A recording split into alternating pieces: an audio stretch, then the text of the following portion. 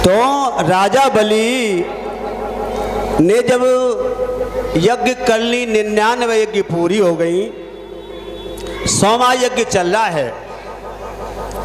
देवताओं की माँ, इंद्र की माँ अदिति दुखी है कि अगर इसका 100वां यज्ञ पूरा हो गया तो मेरे जो बेटा देवता हैं इंद्र आदि, वो अपने देवलोक से विहीन हो जाएंगे।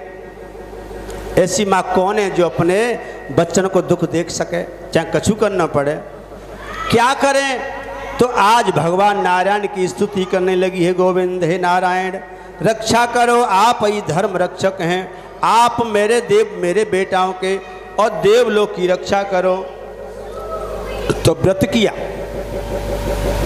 देवी अदिति ने भगवान को प्रसन्न किया और भगवान प्रकट हो गए। 52 अंगुल के मेरे भगवान प्रकट हो गए हैं। और जैसे ही प्रकट हुए, आज अदिति मैया ने गोदी में ले लिया और लाड़ दुलार करने लगी।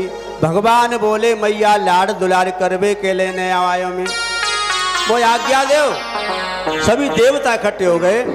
किसी ने छत्र दिया, किसी ने खड़ाऊं दी, किसी ने माला दी और लेकर के आज बामन भगवान चल पड़े हैं। कहाँ? राजा बलि के यहाँ 100वां यज्ञ चल रहा है। एक बात समझ में नहीं आती, कोई कथा कर रहे होए, कोई पूजा कर रहे होए, कोई यज्ञ कर रहे हो और बाकी यज्ञ विध्वंस करा दो, बाकी कथा बंद करा दो। अच्छी बात है कि बुरी? अब भगवान ने बंद कराई, यही बात समझ में नहीं आई। भाई राजा बलि यज्ञ कर रहे हो, अच्छा ही काम कर रहे हो, फिर भगवान ने काय को रोक लगा दी। राजा दक्ष ने भी यज्ञ करी, काय को विध्वंस करा दिया। रावण ने, मेघनाथ ने, कुंभकर्ण ने चंडी यज्ञ करी, काय को हनुमान जी ने विघ्न करा दिया। इसमें भाव दो हैं। एक यज्ञ पूजा अनुष्ठान इसलिए की जाती है कि अपना भी कल्याण हो, दूसरे का भी कल्याण हो, सबको सुख देने के लिए उद्देश्य की जाती है। एक ऐसी होती है कि अपनों ही फायदा हो, दूसरे को नाश हो जाए। तो दूसरे के नाश की भावना से तुम कोई अनुष्ठान कराओगे तो जरूरी नहीं है वो पूरा हो जाए। तो इसीलिए दूसरे के राज्य को, दूसरे की संपत्ति को छीनने के उद्देश्य से राजा बलि ने यज्ञ का आयोजन किया। ऐसा नियम है कि कोई 100 यज्ञ करा लेता है। 100 भागवत कथा, ज्ञान यज्ञ सर्व यज्ञानाम सर्वश्रेष्ठ हो। ज्ञान यज्ञ सब यज्ञों में सर्वश्रेष्ठ होती है, ये ज्ञान यज्ञ ही है भागवत कथा। भागवत कथा निर्विघ्न रूप से 100 कथा जो करा लेता है तो उसे एक कल्प में इंद्र का पद मिलता है, इंद्र बनता है वो। ऐसा नियम है। एक ही कथा में एड़ी चोटी को पसीना निकल जाता है। तो 100 जो भागवत कथा करा ले, ये करा ले, उसको एक बार इंद्र का पद मिलेगा। तो इसीलिए यज्ञ करा रहा। 99 यज्ञ पूरे हो गए, 100वां यज्ञ पूरा हो गया तो फिर ये इंद्र बन जाएगा। इंद्र सदा सदा के लिए राज्य से विहीन हो जाएगा। ये राजा बलि इंद्र बन जाएगा। अब 100वें यज्ञ को पूरा नहीं होने दे रहे भगवान आ गए। द्वार पर अलख जगा दी, अलख निरंजन डमरू बजा दिया, अलख जगा दिया। और जो भी द्वारपाल थे सब आ गए। महाराज आप धन्य हैं, आप अच्छे समय पे आए हैं। हमें लगता है हमारे राजा को यज्ञ पूरा है जाएगा। 5 बज गए। अच्छा तो जाओ राजा से कह दो हम कुछ मांगना चाहते हैं। राजा आए तो राजा ने कहा कहिए भगवान क्या चाहिए। बाबा ने भगवान बना लिया, यार को बन जाता। एक बच्चा पकड़ो, लगा दे तिलक छापे हैं।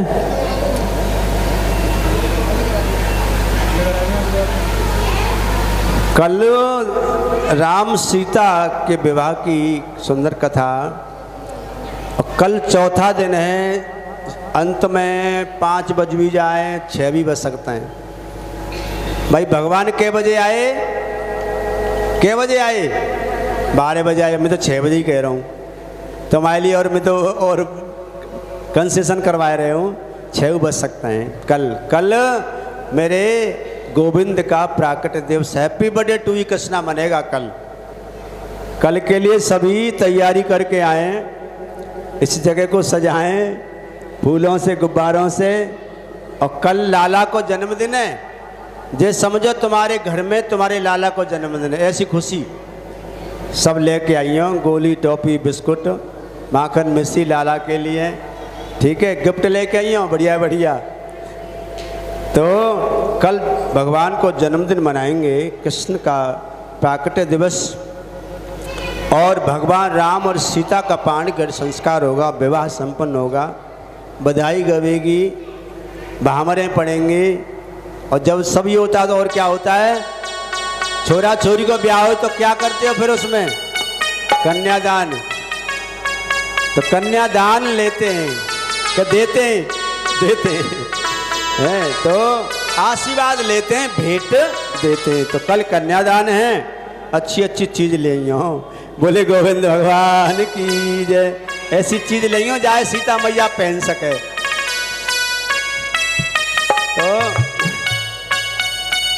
तो इस तरह से वामन भगवान आ गए और राजा बलि से 3 वचन मांग लिए, राजन तिरवाचा भर जाओ और 3 वचन हमें दे दो। तो राजा बलि ने 3 वचन दिए हैं। वचन क्यों भरवा रहे हो प्रभु, वचन इसलिए भरवा रहे हैं, आजकल के लोग बड़े झूठे हैं और वचन तो दे देते हैं लेकिन काम नहीं करते। तो वचन भरवाए हैं और 3 वचनों में क्या क्या मांगा, 3 पग भूमि मांगी, मात्र 3 पग भूमि। भगवान ने अपना विराट स्वरूप बना लिया, एक ही पग में सारी धरती को नाप लिया। दूसरा जब कदम बढ़ाया तो कहाँ पहुंचा, देवलोक ब्रह्मलोक में पहुंचा। ब्रह्मा जी ने स्वागत किया और भगवान के चरण धोए। अब वो जल अपने पात्र में रख लिया। चरण क्यों धोए, क्यों धोए चरण, चरण इसलिए धोए कि बहुत लंबे समय से और गंगा जी भगवान के चरणों में बसी हुई थी। राधा जी के कोप के कारण, राधा जी के गुस्सा के कारण, और गंगा जी डर गई और भगवान के चरणों में जाकर के छुप गई। ये गोलोक की कथा है। एक बार मेरे गोविंद बैठे, सब सखी बैठी हैं, राधा रानी बैठी हैं, तो सब आपस में हास प्रयास कर रहे हैं। तो गंगा जी बहुत सुंदर हैं, राधा की सखी हैं गंगा जी, और जो भगवान कृष्ण की तरफ निगाहें मिली तो नजरबाज की नजरबाज से नजर चुराते नजर से देखा, दोनों की नजर मिली तो राधा रानी ने देखा कि गंगा तेरी जय हिम्मत, तू गोविंद से नजर मिला रही है। एकदम से क्रोध भरी नजर से देखा, गंगा जी कांप गई, डर गई और डर के मारे भगवान कृष्ण के चरणों में विलीन हो गई। एक सखी की कमी हो गई। भगवान बोले राधे इतनी गुस्सा अच्छी ना है, बेचारी गंगा जी डर गई, अब तुम्हें एक सखी की कमी हो गई, कहां से लाओगी सखी। अब राधा जी को पश्चाताप हुआ, बोले गोविंद मुझसे बड़ी भूल हो गई, अब मेरी सखी लाओ। तब ब्रह्मा जी के यहाँ गए, ब्रह्मा जी ने वो चरणों से जल, चरण धोए नहीं, गंगा जी को निकाले के अपने पात्र में रख लिया। वो ही गंगा जी भागीरथ को दे दी, धरा पर आ गई। तो इस तरह से तीसरे कदम बचा। तीसरे कदम में राजा बलि ने अपने पीठ नपवा दी और इस तरह से दान पूरा किया। और राजा बलि को कहा कि तुम सुतल लोक के राजा बन जाओ, और इस तरह से इंद्र का राज ही बचा लिया और राजा बलि को भी सुतल लोक का राजा बना दिया। और ये वचन दिया कि 1 कल्प में तुम इंद्र बनोगे, ये भी वरदान दिया। तो इस तरह से और भगवान ने धर्म की रक्षा की, अदिति के पुत्रों की रक्षा की, और इस तरह से गोविंद अपने धाम को चले गए। बोले गोविंद भगवान की जय। कल की विशेष कथा आपने जानी ली, राम और सीता के विवाह की सुंदर कथा, रामचरितमानस की कथा कल। और संध्या के समय कल राम कथा कहेंगे विस्तार से, और अंत में चंद्रवंश में प्रवेश करेंगे। भगवान कन्हैया भात के भूषण कर्मवीर कन्हैया का पदार्पण होगा। सभी तैयारी के साथ में आए। बोले गोविंद भगवान।